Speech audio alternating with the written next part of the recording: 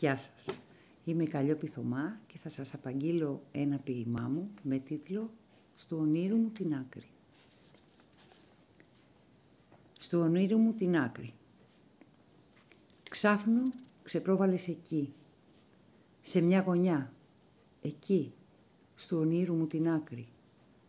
Είδα τα μάτια σου να λαμπυρίζουν από μακριά.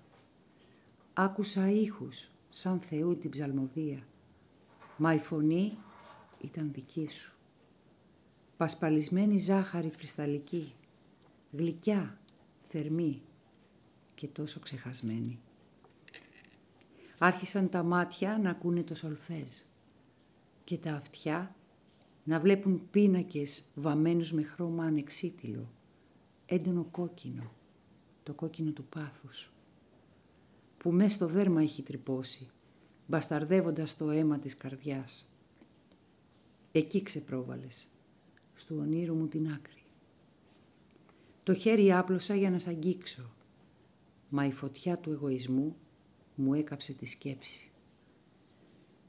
Τείχη θεόρατα υψώθηκαν μπροστά σου και η ψαλμοδία ακουγότανε ακόμα. Σαν οικεσία, σαν προσευχή, στο χθες του λάθους να ζητάει ελεημοσύνη. Δάκρυσα, μάζεψα τα διαλυμένα μου κομμάτια σε ένα κουτί ονομασμένο ευτυχία. Τα τοποθέτησα με τάξη. Εκεί προσπάθησα να κρύψω την αταξία της ψυχής από ένα κόσμο που με θέλει να γελώ. Εκεί ξεπρόβαλες, στου ονείρου μου την άκρη. Ευχαριστώ πολύ.